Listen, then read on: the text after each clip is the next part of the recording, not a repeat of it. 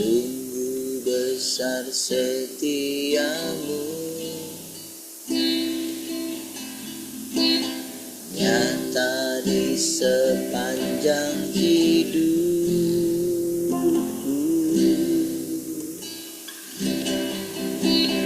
Darahmu telah layakkan kehidupanku.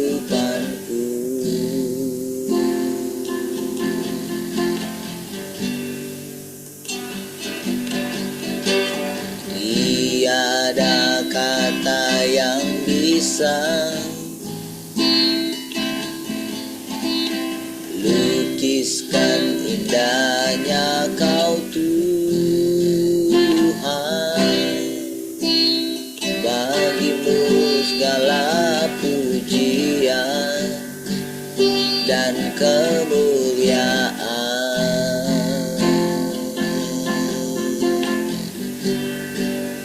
Ku tinggikan Engkau Tuhan, melebihi segalanya, lebih dalam ku menyembah, dalam roh dan kebenaran. Ku tinggikan Engkau Tuhan, melebihi segalanya, lebih dalam ku menyembah, dalam roh dan kebenaran selamanya.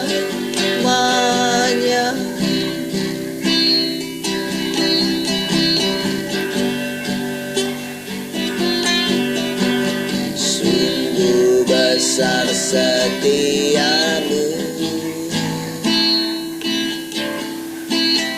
nyata di sepanjang hidupku. Darahmu telah layakkan kehidupanku.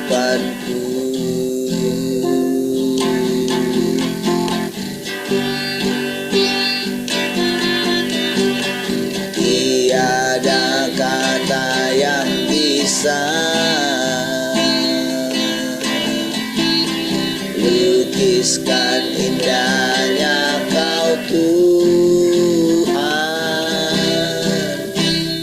Bagimu segala pujian dan kemuliaan.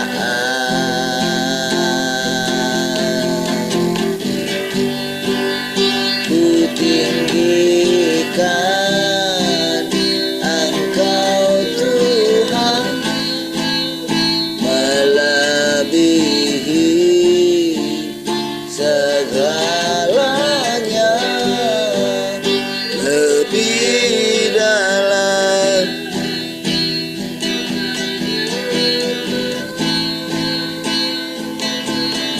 dalam roh daran. Ku tinggikan Engkau Tuhan, melebihi segalanya, lebih dalam ku menyembah, dalam roh dan kebenaran selamanya.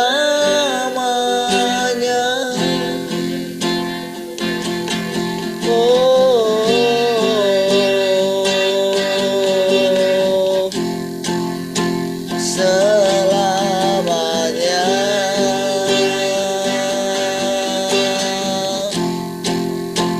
Oh, oh, oh.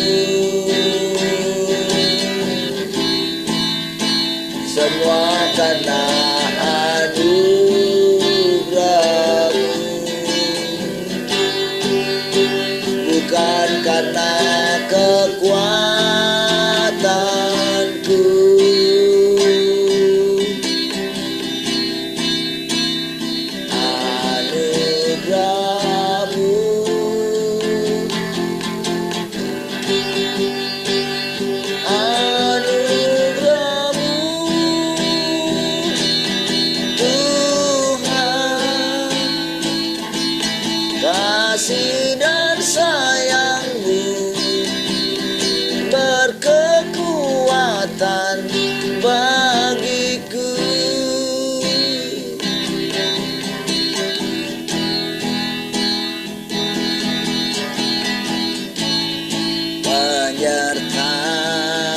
Penyertaan-Mu Tuhan segalanya bagiku. Hadir-Mu di hidupku terutama bagi. Saya katakan penyertaan, penyertaan-Mu Tuhan segalanya bagiku.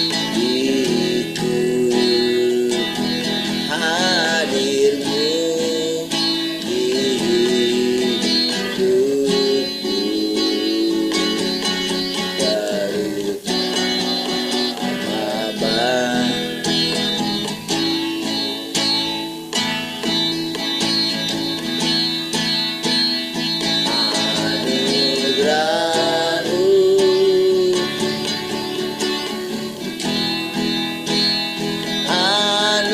Anugerah-Mu,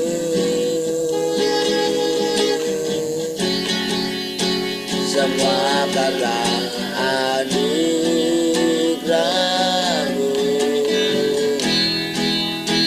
bukan karena kekuatanku.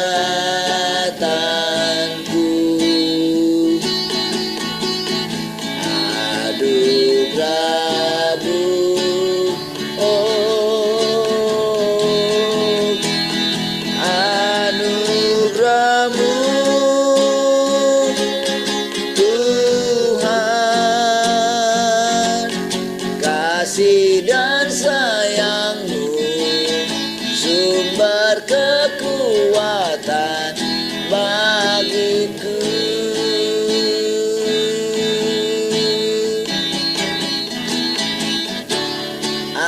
Anugerah-Mu Tuhan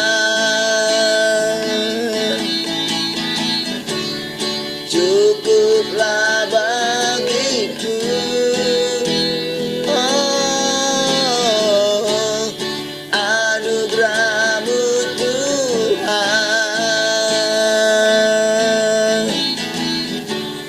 cukuplah bagiku. Anugerah-Mu, anugerah-Mu Tuhan cukuplah bagiku. Anugerah-Mu, anugerah-Mu Tuhan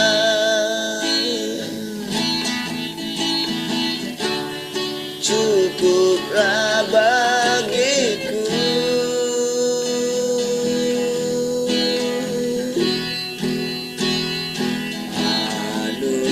Anugerah-Mu,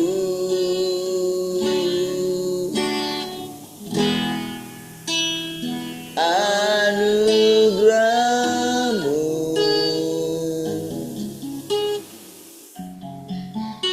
semua karena anugerah-Mu,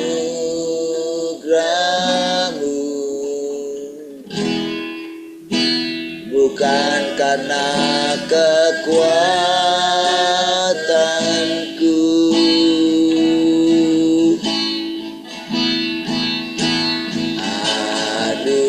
Anugerah-Mu,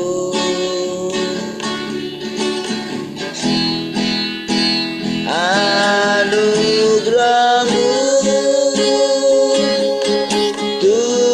Tuhan, kasih dan sayang-Mu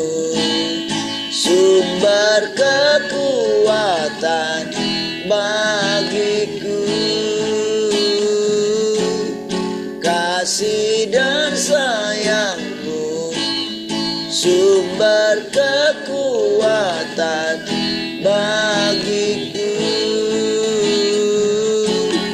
Kasih dan sayangmu sumber kekuatan bagiku.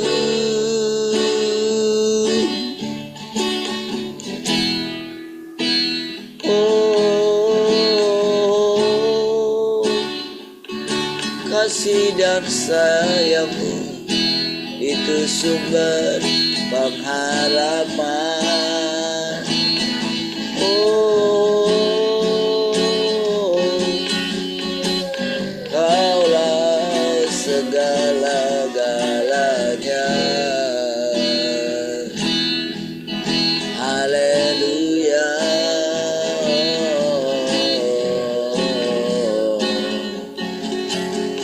Terima kasih Tuhan.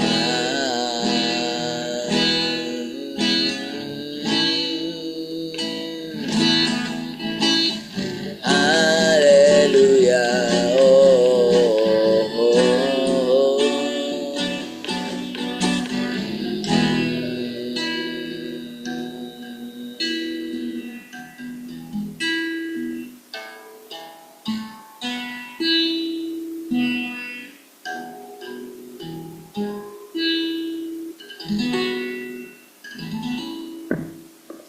Haleluya. Kasih Tuhan, kembali kami bersyukur pagi hari ini. Terima kasih Tuhan, Kau hadir senantiasa dalam persekutuan ini, menampakkan diri melalui firman, melalui penyingkapan daripada firman. Setiap hari kami semakin ditaklukkan kepada Tuhan. Terpujilah Tuhan. Mari silakan Tuhan, Kau menjadi kami dengan hikmat. Kami dudukkan hati kami sepenuhnya. Haleluya. Mari kita semua yang mengasihi Tuhan sama-sama katakan amin. Baik, puji Tuhan. Shalom semua, selamat pagi.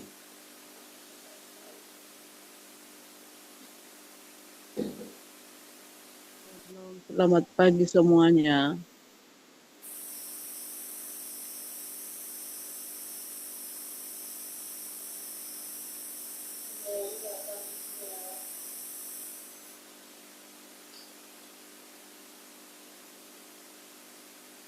Shalom, selamat pagi semuanya. Shalom, selamat pagi semuanya.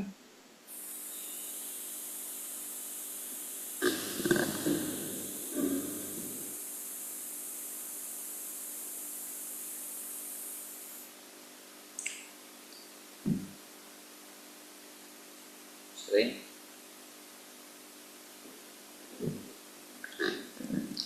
Sering? Baik.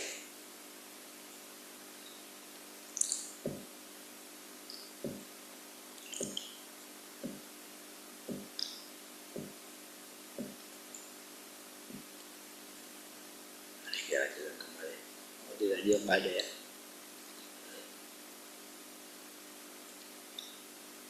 Baik.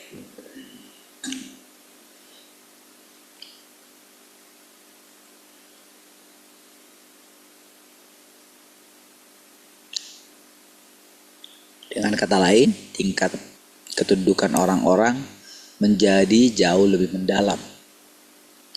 Hanya setelah inilah orang dapat sepenuhnya dibawa ke jalur yang benar menuju kesempurnaan. Hanya setelah semua pekerjaan penaklukan telah diselesaikan.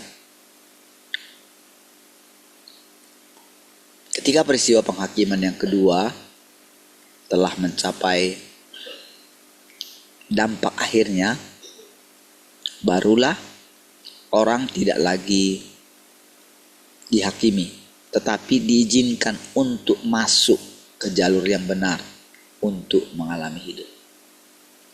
Jadi mereka seperti pembuka jalan ya. Jadi pekerjaan Tuhan selalu begitu. Ya.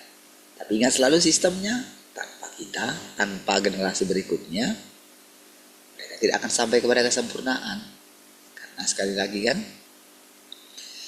eh, kita yang hidup di generasi berikutnya, artinya gini, kita yang telah mendengarkan firman itu kan akan masuk ke jalur yang benar katanya. Jadi jalur yang benar itu adalah firman, gitu ya.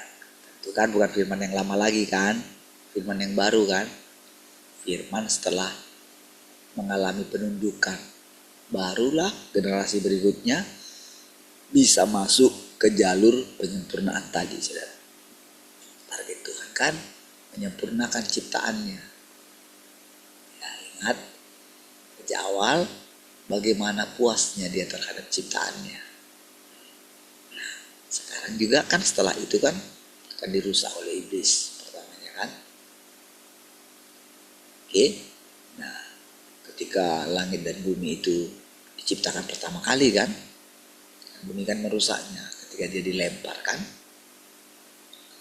Ingat, penciptaan itu jadi apapun yang diciptakan oleh Tuhan sebetulnya menceritakan kemuliaan Tuhan, menceritakan siapa Tuhan itu, bagaimana dia, ya kan?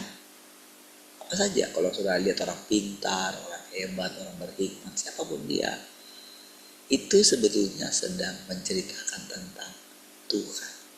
Bahkan Tuhan lebih dari itu. Ya. Nah, jadi ketika terjadi itu, di alam roh gitu, ya di alam materi juga terjadi bagaimana bumi jadi rusak sehingga sampai tidak berbentuk gitu kan, karena diacak-acak, dikacaukan, dirusak. Nah, lalu Tuhan datang, Roh Allah melayang-layang, lalu Tuhan mengucapkan firman, terjadilah pemulihan. Lalu Tuhan ciptakan manusia. Ketika dia ciptakan manusia, luar biasa. Lalu apa yang terjadi? Datang lagi iblis merusaknya. Ya.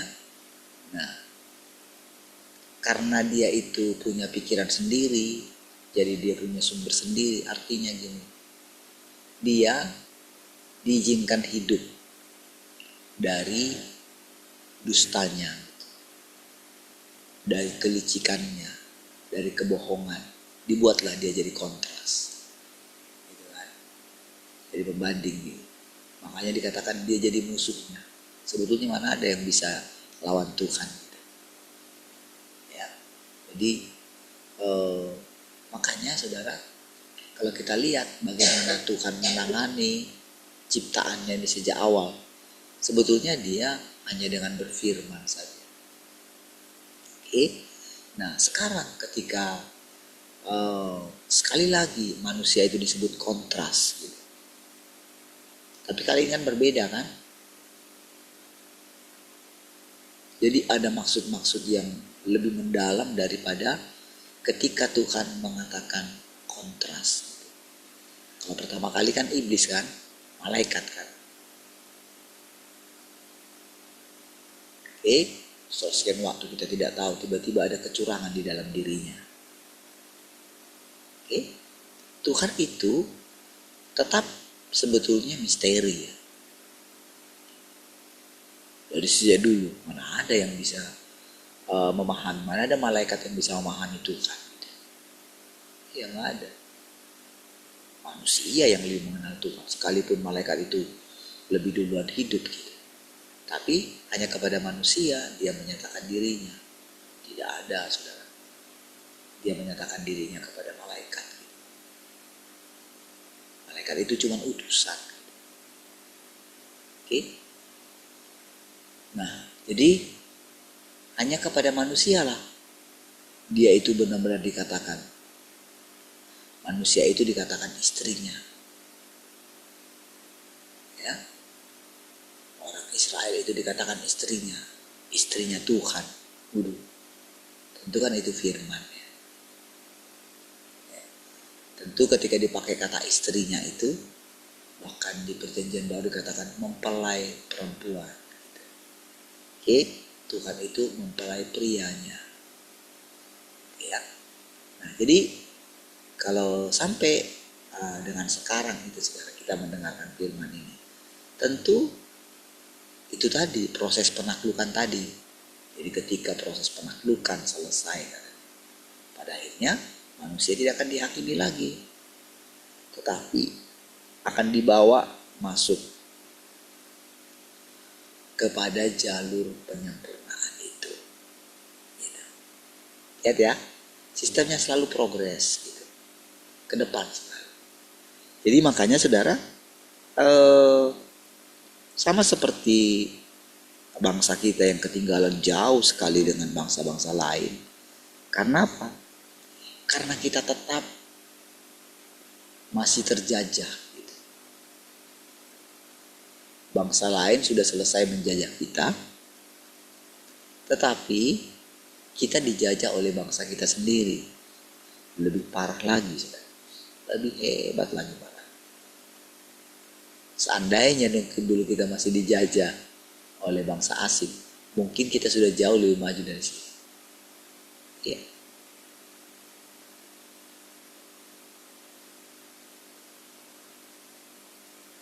Seandainya, karena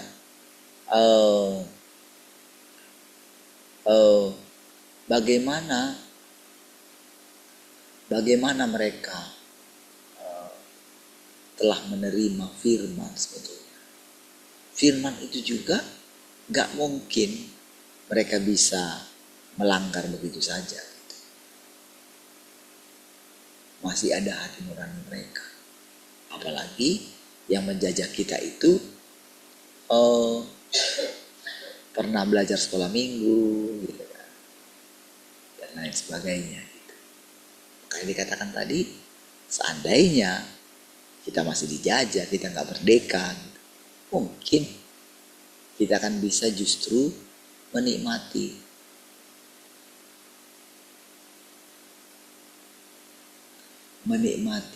hasil tambang kita.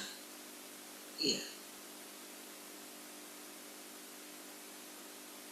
Lihatlah kemajuan hak asasi manusia dan sebagainya. Ya. Hukum mereka lebih maju daripada hukum kita. Nah, jadi coba perhatikan saudara. Ketika Tuhan datang dengan firman yang baru, manusia dikatakan kontras. Bahkan bukan manusia yang berdosa, justru manusia yang sudah dimurnikannya, yang sudah terlibat dalam penyebaran Injilnya. Ya, bagaimana orang-orang itu sudah mempersembahkan hidupnya, justru mereka dikatakan kontras. Yesus, manusia yang kudus, telah dibuatnya menjadi dosa. Gitu. Murid-muridnya kan mengatakan, sekali-sekali itu tidak akan menimpa engkau, Guru. Lalu Tuhan menghardik dia. Engkau hanya memikirkan apa yang dipikirkan oleh manusia. Engkau gak pernah memikirkan apa yang dipikirkan oleh Allah. Gitu. Ya. Nah, jadi perhatikan saudara, kita itu sedang masuk di jalur kehidupan, sedang memasuki jalur kehidupan, jalur penyempurnaan, jalan penyempurnaan. Jadi berhentilah berpikir nanti mati masuk surga, tak ada gunanya itu. Jangan lagi membayangkan surga itu sebagai satu tempat seperti Taman Eden gitu. Jadi Taman Eden yang sesungguhnya itu adalah rumah Bapa gitu. Itulah Taman Eden yang sesungguhnya, di mana tempat itu tidak bisa dimasuki oleh sembarangan orang. Nah, penakut tidak bisa masuk ke situ. Yang licik, yang tidak murni hatinya tidak bisa masuk ke situ. Orang pelit tidak bisa masuk ke situ. Hanya orang yang murni. Makanya dikatakan jalannya terbuat dari emas yang bening. Itulah emas murni sampai tembus pandang. Gitu ya. Nah, orang serakah gak bisa masuk ke situ. Hanya orang yang takut akan Tuhan. Ya, yang menjauhi kejahatan. Jadi diizinkan masuk ke jalur yang benar untuk mengalami hidup. Itulah jalur kehidupan. Oke. Nah, jadi begitu kita mulai berpikir seperti ini gitu. Begitu kita tidak memusingkan lagi apa saja yang menimpa kita. Kalau semakin kita berpikir saudara tentang diri kita ini, ketahuilah saudara, saudara akan bingung sendiri dengan diri saudara. Iya. Kalau saudara terus memikirkan tentang diri saudara, saudara akan bingung sendiri. Saudara pengen berbuat baik, tapi yang jahat yang ada pada diri saudara. Iya. Itu gak bisa terbantahkan. Kalau manusia itu masih merasa dirinya itu tidak seperti itu, berarti Tuhan pembohong. Karena yang saya katakan itu firman Tuhan, kebenaran. Nah, waktu kita mulai menyadari kerusakan kita, disitulah akan datang penyelamatan. Karena kita akan berseru kepada Tuhan. Waktu kita berseru,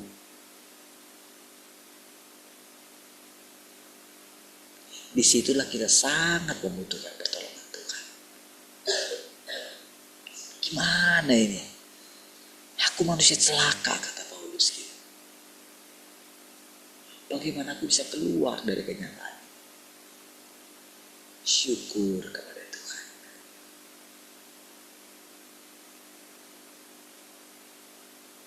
Jadi bahasa kita pun akan berubah. Ketika kita itu berani menyangkali keadaan kita. Iya. Itu butuh keberanian, saudara. Itu butuh iman. Iya. Makanya Tuhan katakan berbahagia orang yang miskin di hadapan Tuhan. Jadi artinya kalau orang pengen kaya, dia akan tersiksa. Akan berbahagia dia. Iya. Dia gak punya teman. Iya. Karena dia ingin memperkaya dirinya sendiri. Iya. Sulit sekali mereka mengalami kebahagiaan. Karena dia hanya memikirkan dirinya sendiri. Tapi begitu dia tidak memikirkan dirinya sendiri, akan ada kebahagiaan, kelepasan. Disitulah baru saudara, kita itu akan mengerti firman Tuhan. Iya, tadinya kita gak bisa mengerti.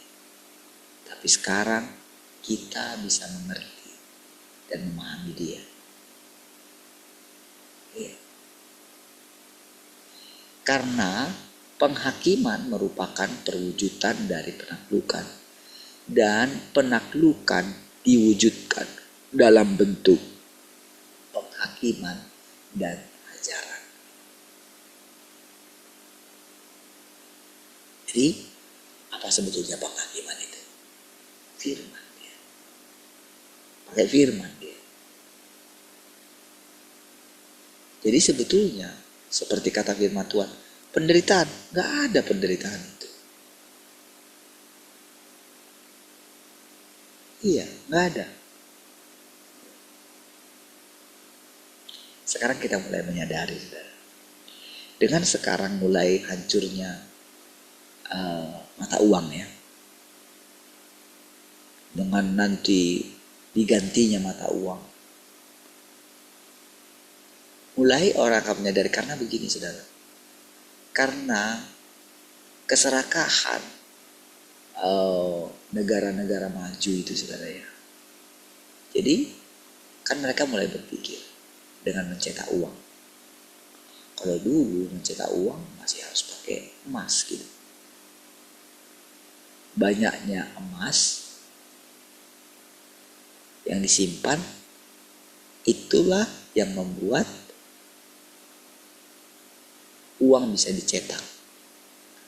Karena uang itu nilainya setara dengan emas yang dipunyai oleh satu negara.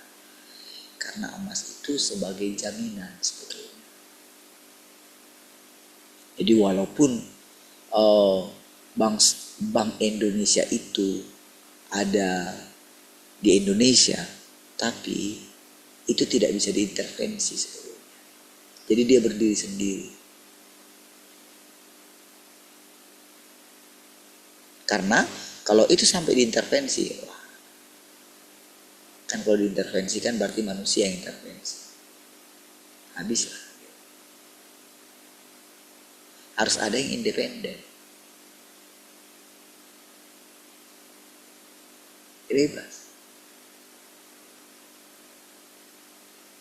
Nah, jadi saudara,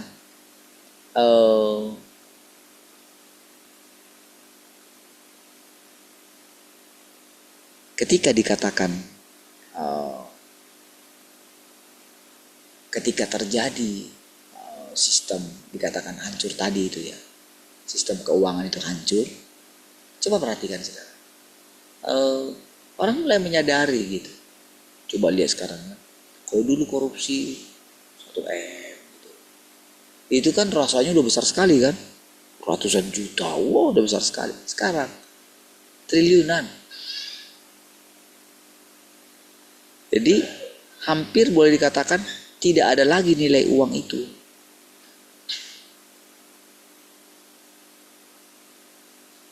Iya. Nggak ada lagi, cuman angka dia. Cuman begitu dilihat dia di rekeningnya, wah senang. Tapi dalam satu malam itu bisa lenyap. Karena cuman angka. Begitu kacau sistem keuangan. Ingat dulu perubahan kita saudara, dari pernah menjadi nilai 1 rupiah dari 1000.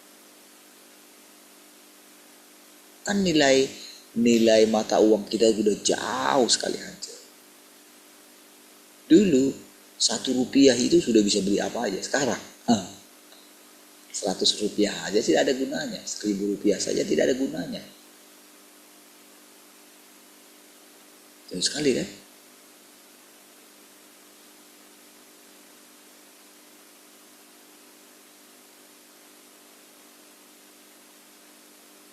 Jauh sekali penurunan nilai mata uang kita. Sampai akhirnya begitu terlalu banyak uang itu dicetak, jadi mereka takut. Tapi saking karena keserakahan, ya nilai mata uang itu dibeli di mana-mana. Jadi sebetulnya misalnya satu bangsa berhutang ke bangsa yang lain, jadi cuman berhutang kertas sebetulnya. Tulisannya. Begitu sistem perbankan hancur, hancurlah semua. Nggak ada. Yang punya hutang triliunan, ya nggak jadi punya hutang sama sekali. Yang hutang itu apanya? Hati nuraninya. Makanya ketika Tuhan bilang, kamu mesti menyangkali dirimu, sangkali keadaan. Kalau Tuhan katakan datanglah kepadaku dengan sukacita. Jangan bilang kayak gini, gimana bisa bersukacita Tuhan, sementara aku kayak gini. Itu namanya membantah. Makanya lihat kan paradoks sekali ketika dia memberikan undangan. Oke? Tapi semua menolak undangan dia. Tentu saudara, orang yang diundang itu adalah orang yang dikenal pertama-tama. Siapa yang dikenal pertama kali? Orang Israel. Jadi undangan itu datang kepada siapa? Kepada mereka. Tapi berikutnya juga begitu, saudara, terjadi selalu. Itu fakta. Dia datang kepada milik kepunyaannya, tapi milik kepunyaannya menolak dia. Tapi firman-Nya bilang begini, barang siapa yang menerima, barang siapa. Yang diundang itu menolak loh.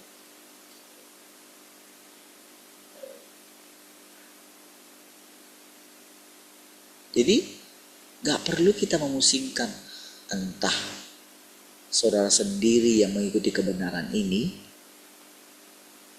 entah banyak orang yang mengikuti kebenaran ini, itu gak jadi masalah. Satu saja saudara sudah sangat memuaskan hati itu. Iya, dia tidak memusingkan yang lain. Semua itu seperti efek domino.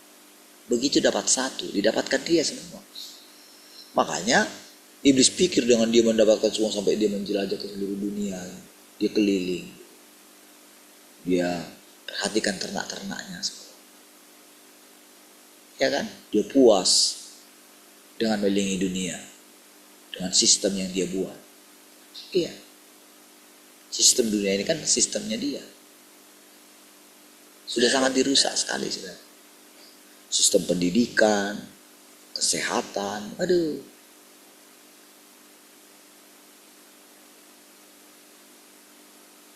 Dengan adanya pemeriksaan gratis gitu kan. Aduh. Hati-hati dengan yang gratis-gratis. Iya. Lihatlah semua.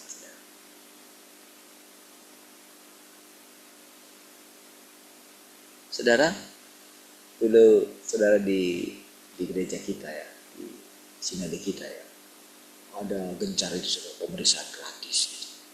Tapi tahu nggak saudara, begitu terjadi pemeriksaan, jadi ketahuanlah sakit daripada pendeta-pendeta ini, langsung membuat pendeta-pendeta itu drop. Sebelum diperiksa aman-aman saja, begitu diperiksa langsung.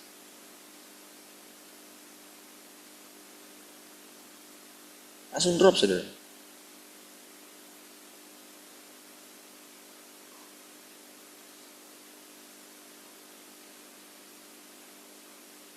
Karena apa? Dilihat semua ukuran-ukurannya. Padahal saudara, ukuran-ukuran itu kan buatan manusia. Misalnya dengan pengukuran tekanan darah lah inilah. Tahukah saudara? Pada akhirnya orang menyadari bohong. Iya.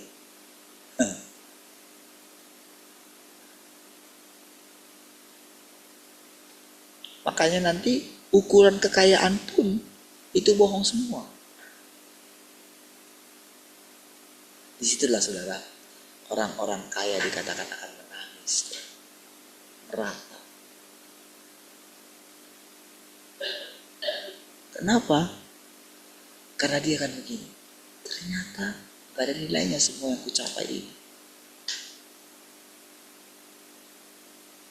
Iya.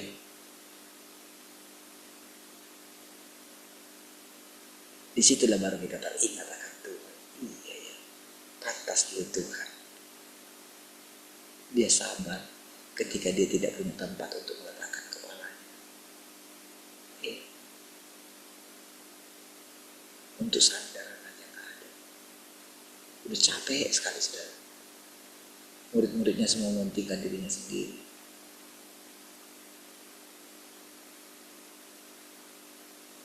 Mau marah gimana gitu kan. Ya, lebih baik aku berdoa katanya.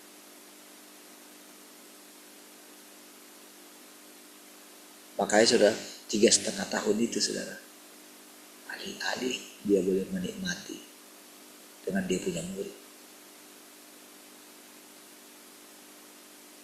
ketika dia melihat bagaimana mereka bersaing satu dengan yang lain, aduh, gimana nanti kalau aku tinggalkan. Coba lihat saudara, para hamba Tuhan besar itu. Coba lihat ya air hidup mereka. Ketika mereka sudah berhasil membangun pelayanan mereka, ya selama mereka masih hidup saja, dia sudah melihat kekacauan itu saudara. Iya. Saya ingat dulu ya, bagaimana dikatakan HL Senduk itu sampai cuci tangan saudara. Iya. Ketika terjadi perpecahan, itu luar biasa sekali saudara. Dulu saudara biasa hampir makanya dulu itu kalau sidangnya kalau di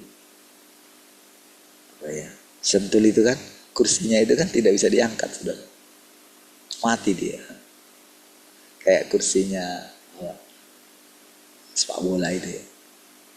Jadi dia itu bisa sistem dibalikkan gitu ya. Kalau enggak saudara dilemparin.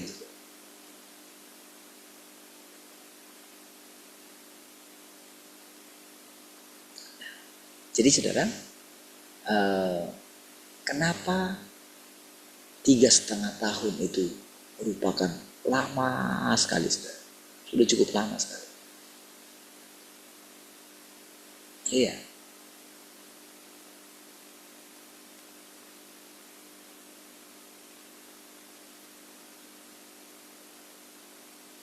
Penderitaan yang dialami oleh Tuhan. Nah, sekarang saudara, kita itu sedang dibawa masuk jalur kehidupan. Jadi, tentu pikiran kita itu tidak lagi punya pikiran, wah enak sekali orang yang samping kanan Tuhan Yesus mati langsung masuk surga. Itu karena kita tidak mengerti proses. Iya. Karena kebenaran tentang hidup kembali atau reinkarnasi itu tidak dikenal. Di antara orang percaya itu tidak dikenal. Itu bukan firman Tuhan katanya gitu. Makanya orang tersandung.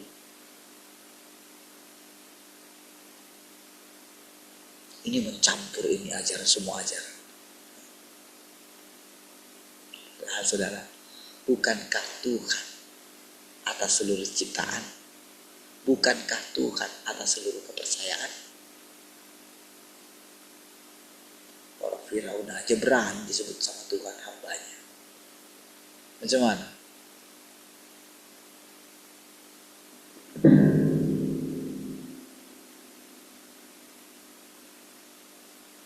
Iblis saja disebut sebagai Al-Ghuzum,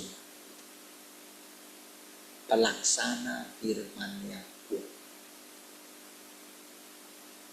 Coba lihat saudara, ketika Elia membantai 300 nabi Baal, siapa yang bisa? Roh apa yang memasuki dia?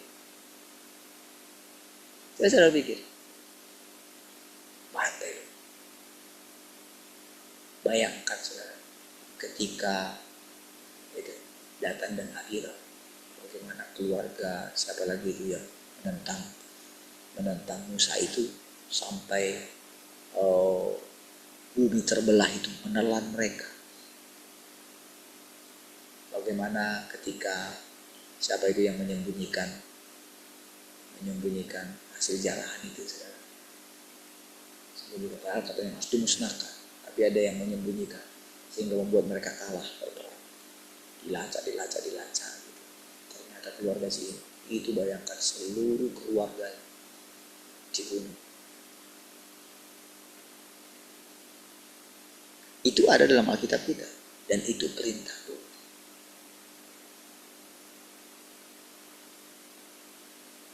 Lihat bagaimana Saul ketika Raja Agag itu tidak dibunuh, malah cuman di ini malah diajak makan. Dia ingin mendengarkan mereka. Datang Samuel atau siapa dibantai. Coba lihat itu saudara.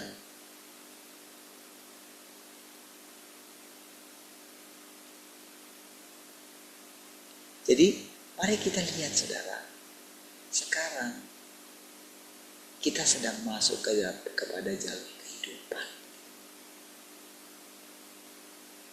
Ya. Jadi sebetulnya yang dihakimi dari diri manusia itu, dia dihakimi pakai firman. Jadi kalau dikatakan datang kepadaku, kembali kepadaku,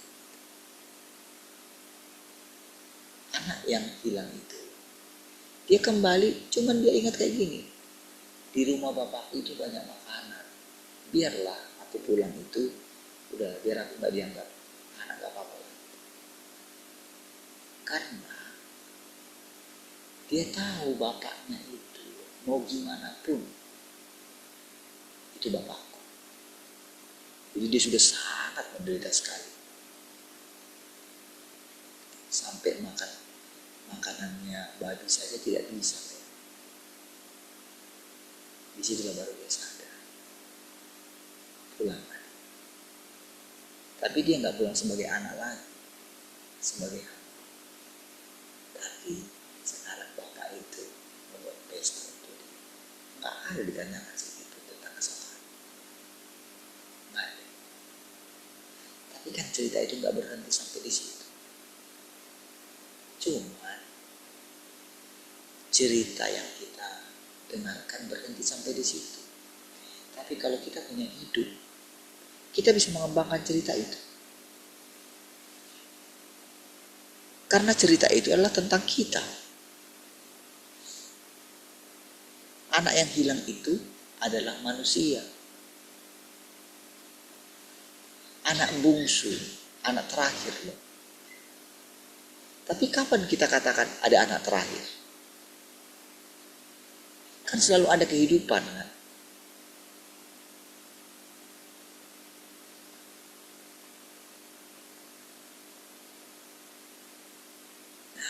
Disitulah saudara, secara perlahan saudara, seluruh pengertian kita yang lama itu telah digantikan dengan pengertian yang baru. Seperti itulah saudara, Tuhan itu menuntut kita sampai selama ini saudara, sejauh ini. Seperti itu saudara, selangkah demi selangkah.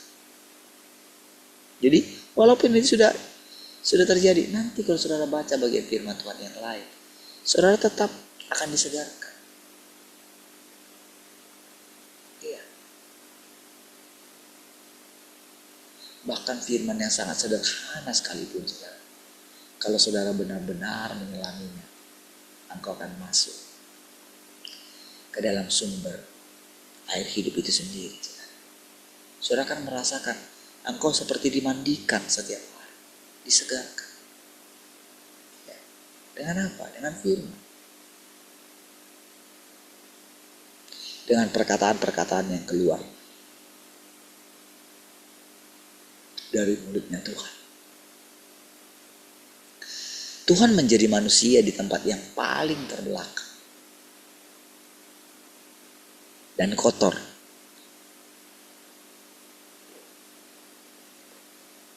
Dan hanya dengan cara inilah Tuhan dapat menunjukkan keseluruhan wataknya yang kudus dan benar dengan jelas. Bagaimana caranya? Lihat saudara, ketika mereka benar-benar dikejar-kejar sampai kemana dibawa. Bahkan gereja-gereja orang Kristen juga telah bekerja sama dengan pemerintah untuk memburu mereka.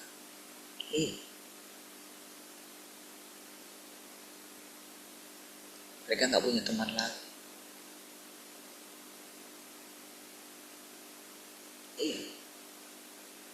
Wah, kalau sudah ingat ya masa-masa awal kita mendengarkan firman ini, waduh. Saya dulu ketika masuk ke RTM, saudara, ketika saya terpilih menjadi ketua,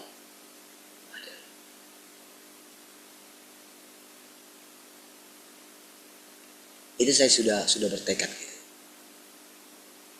Apalagi ketika guru kita itu sudah pulang gitu kan. Itu bagaimana selalu dalam satu pertemuan rasanya sudah mau gimana gitu. Saya sudah mau berdiri gitu.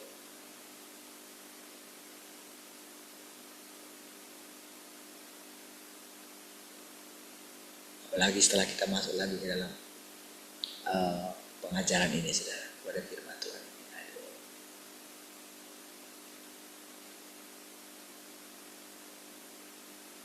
Saya masih ingat pembelaan Tuhan ketika saya diantara para pendeta-pendeta pulang dari pelantikan pendeta itu. Saya lihat di situ, saudara. Jadi mereka cerita semangat pelayanan. Saya ini mereka tiba-tiba, kami tuh walaupun dikatakan sesat ya, saya bilang kami nggak pernah seperti itu ya. Saya nggak pernah sampai seperti itu ya. Saya nggak diajarkan musir sedang kayak gitu ya. Iya, sesat kan. Ini masuk ke situ, orangnya masuk ke sini katanya.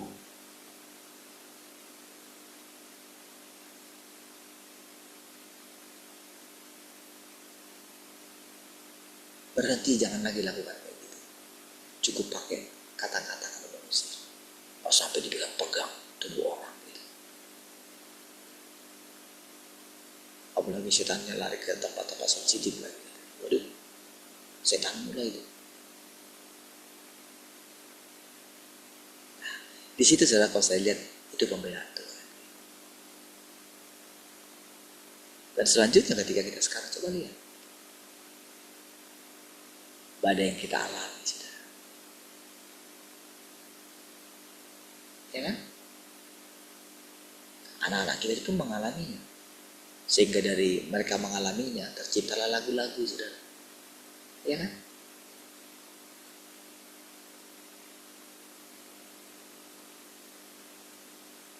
Saudara, kalau kita mau ceritakan pengalaman kita selama ini, saudara, terlalu banyak.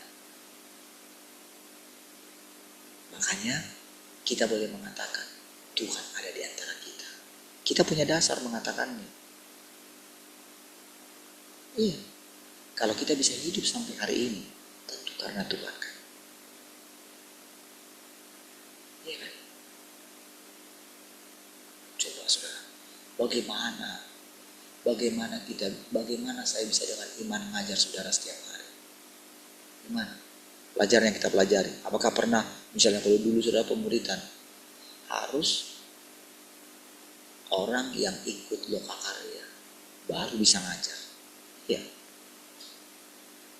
Jadi kita ada lokakaryanya, saudara. Jadi buku pemuritan yang ada itu sudah diajarkan duluan.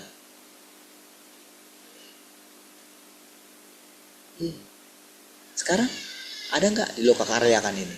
Nggak ada.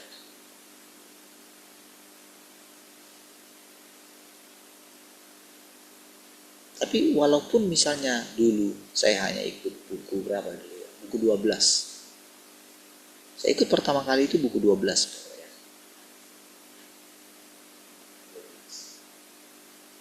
Karena buku 11 itu tentang saya ikut situ. 11. Saya hampir disuruh pulang karena saya nggak ikut jalur undangan. Tidak termasuk dalam undangan.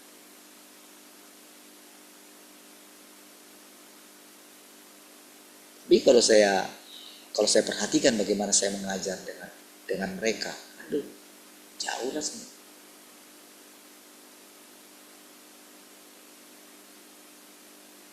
Gak kalah sama mereka.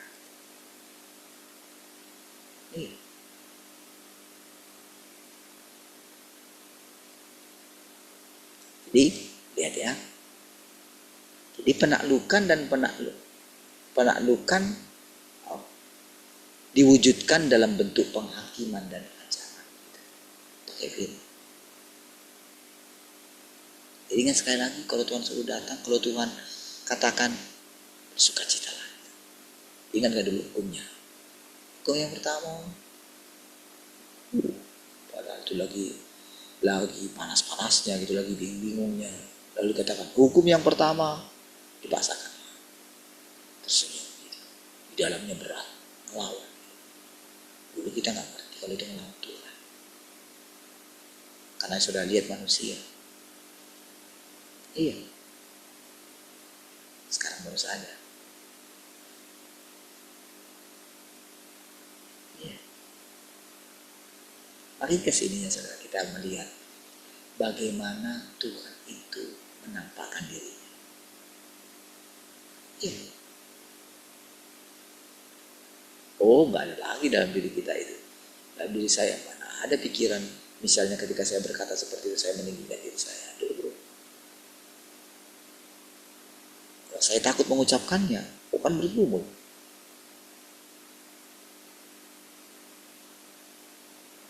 Makanya orang pada lari sudah. Udah gila bapak ini. Kerasukan roh mana? Kerasukan setan mana bapak ini? Iya.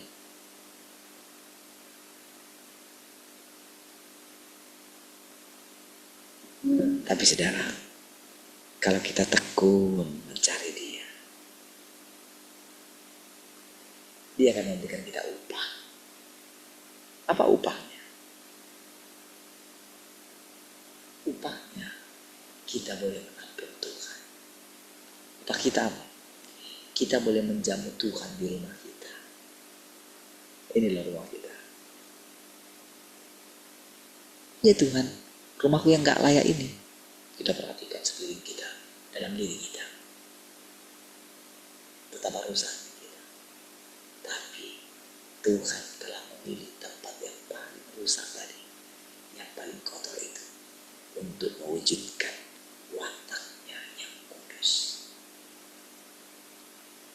Iya. Kalau kita masih melihat kebaikan dalam diri kita, nggak akan pernah kita itu melihat Tuhan. Nggak akan pernah.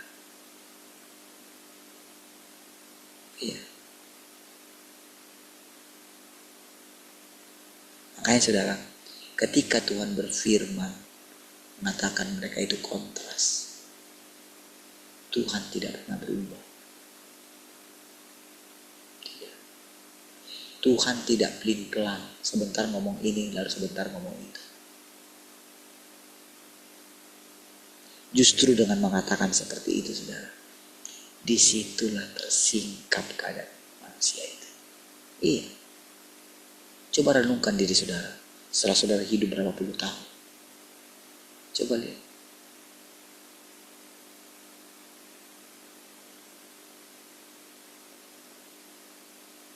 Kenalilah diri. Hasil daripada kita melihat diri kita, pasti kita akan tersungkur di hati Tuhan. Iya. Dengan sadar kita akan berkata kepada Tuhan, Tuhan, sedetik pun aku tidak bisa hidup di luar Engkau. Itu bukan cuma omong-omong, saudara. Itu karena kita melihat diri kita. Itu karena kita sudah dihajar oleh firman.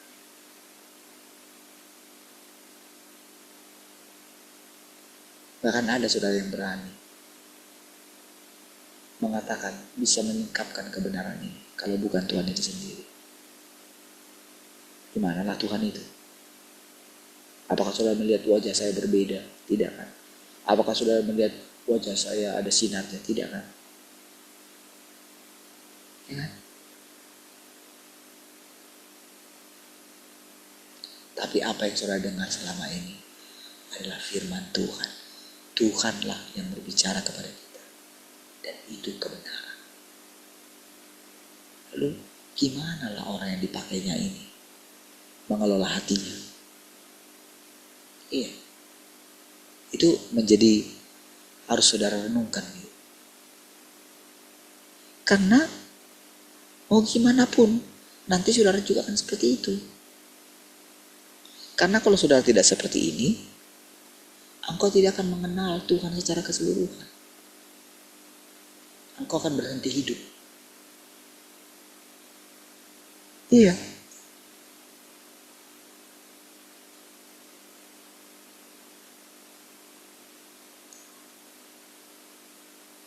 Dan melalui apakah wataknya yang benar ditunjukkannya?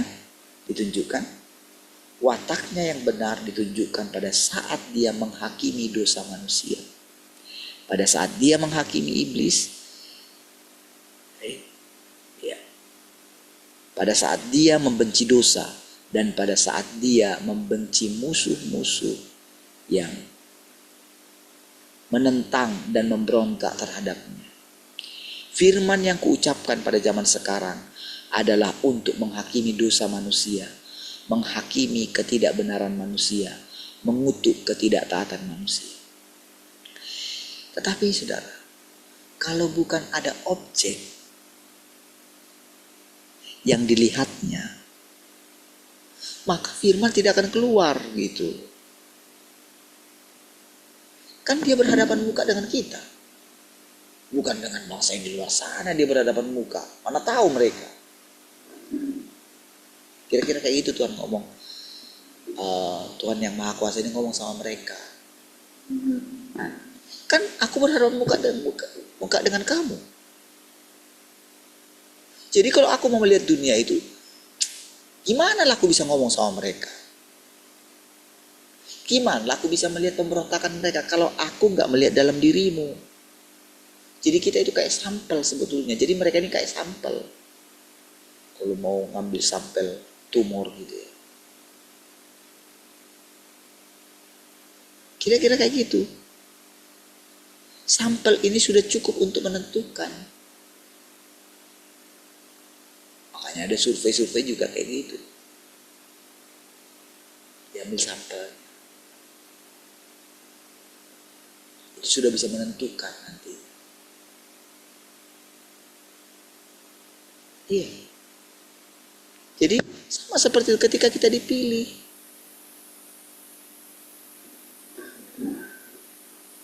Makanya kalau manusia itu, ngapain harus ngomong kayak gini? Apa nggak ngomong baik-baik aja?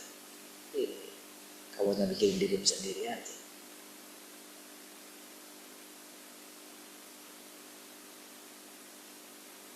Makanya orang yang mikirin dirinya sendiri aja nggak bisa masuk. Jadi luar. Makanya dikatakan kalau aku tidak mengatakan kamu kontras, kamu tidak akan pernah melihat aku. Itu. Kamu tidak akan pernah mengenal aku. Coba.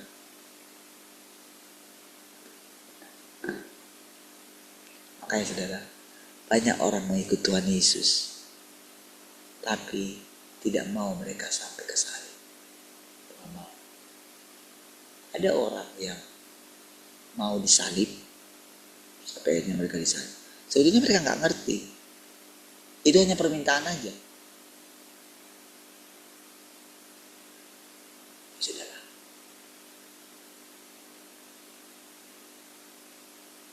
Ketika datang salib itu, dibangga sekali saudara.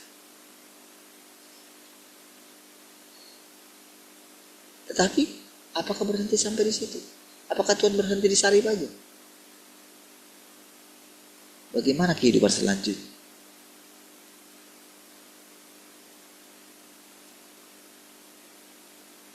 Tetapi ketika orang ditimpakan dosa, dibuat menjadi dosa benar-benar loh, itu sebetulnya. Jadi lebih kontras siapa sih? Yesus yang tidak berdosa dibuat jadi berdosa. Itulah kontras. Coba lagi. Kontras daripada kontras. Kalau iblis, karena ada kejahatan dalam dirinya, maka dia dijadikan kontras. Yesus nggak ada kejahatan dalam diri.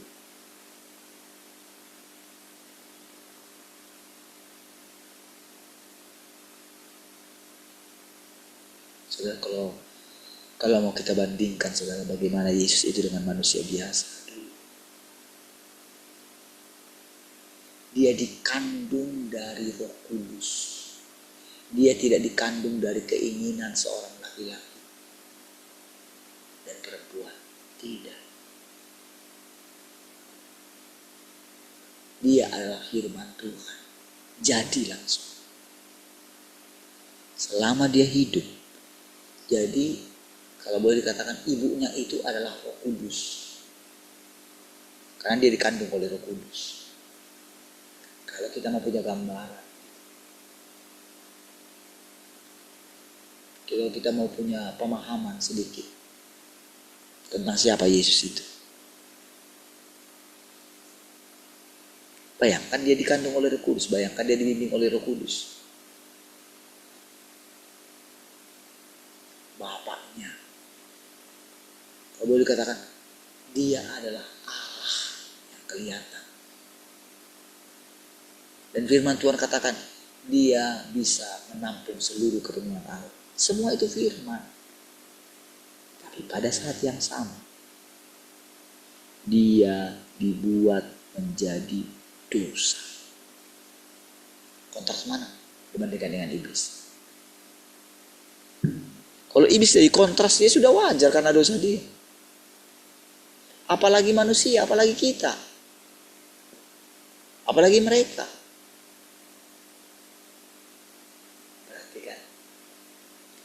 Mereka tidak memiliki pikiran Kristus.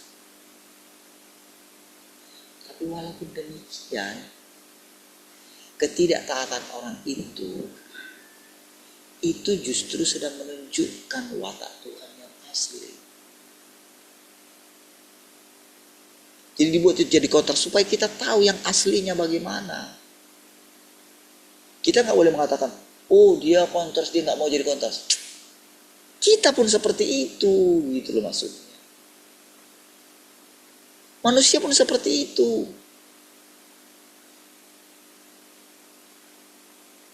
Jadi kalau saya dulu mereka lihat, ya kayak ibu dia kan.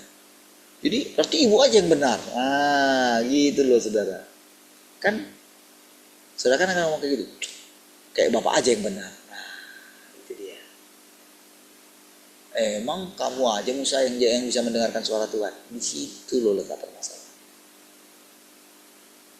Makanya sampai Tuhan bela si Musa itu. Tidak ada ya orang yang selembut Musa. Baik manusia yang akan datang tidak ada yang selembut Musa. Nah, bukan karena Musanya, bukan. Karena Tuhan sudah menetapkannya. Nah itu.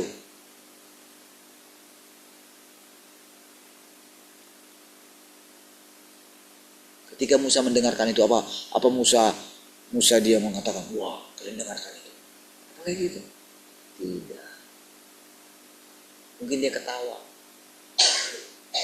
Aku yang paling lembut katanya. Terus yang kemarin aku marah-marah itu. Terus yang waktu aku kayak gini. Masa aku dilembut?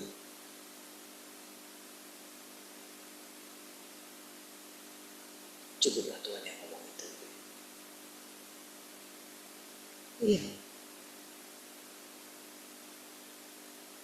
Ketika Daud menjadi dijanjikan untuk menikahi putrinya raja. Teman-temannya bilang orang-orang, kamu tahu nggak siapa yang akan mengalahkan nanti kulit itu akan dinikahkan putri raja itu. Lalu dia ejek sama dia, sebentar lagi jadi menantu raja men, kata dia. Kamu pikir gampang jadi menantu raja? Jadi menantu raja aja pun dia takut, apalagi jadi raja. Itulah orang yang mengetahui kebenaran, saudara. Itulah orang yang ditaklukkan oleh kebenaran. Iya. Jadi saudara pikir ketika saya berani bicara, apa sudah lebih hebat dari orang lain? Tidaklah. Apa itu sebuah dari pikiran saya? Tidaklah.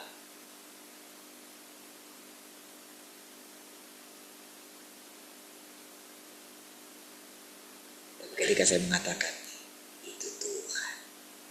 disitulah kita mendapatkan upah.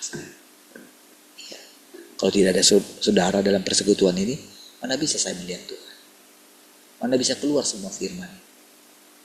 Iya, ditunjukkan semua sifat-sifat manusia. Iya kan? Ada yang benci sekali. Saya mungkin lihat muka saya aja mungkin sudah mau muntah dia. Iya. Tapi dulu kalau saya nggak mengucapkan firman ini, saya kawannya mereka. Iya. Ya kan? Kemana-mana pergi pelayan. Saya sebut lagi dia ibu saya bangga. Ini ibu saya. Walaupun yang pendeta-pendeta mengatakan, ibu, katanya kayak gitu. Iya. Saya dengan bangga mengatakan, ini ibu rohani saya. Ya, apa pendeta-pendeta kan seminar waktu itu adalah pendeta-pendeta yang hadir.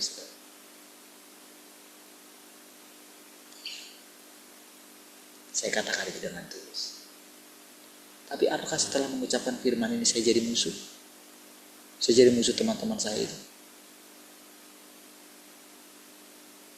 Tapi itulah keadaannya. Tuhan menunjukkan semua itu, saudara. Apa saya harus memikirkan sakit hati atau aduh bodoh sekali. Nanti ada waktunya. Ketika pekerjaan penaklukan itu selesai. Itu rasanya, saudara. Disitulah baru tercapai menggertakkan gigi.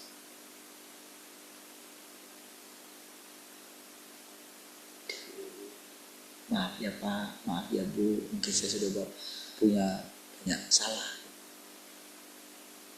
Iya. Baru menyadari kalau ternyata Tuhanlah yang hadir di antara kita.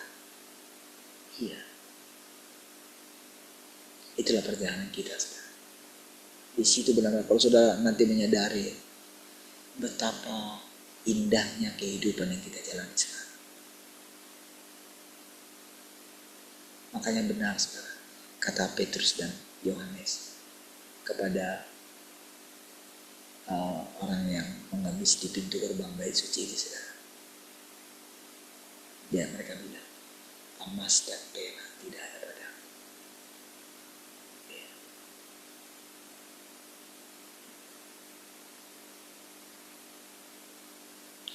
Yang kita punya itu Tuhan, firman Tuhan. Ya. Sekarang harta saya adalah firman Tuhan. Ya. Kalau saya mengatakan sangkali dirimu, berarti saya pun sedang menyangkali diri saya. Tuhan, kita berdoa. Terima kasih Tuhan, kami bersyukur untuk persekutuan ini. Terima kasih untuk firman Tuhan. Terima kasih untuk persekutuan ini.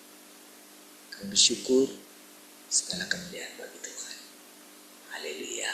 Sama-sama katakan. Amin.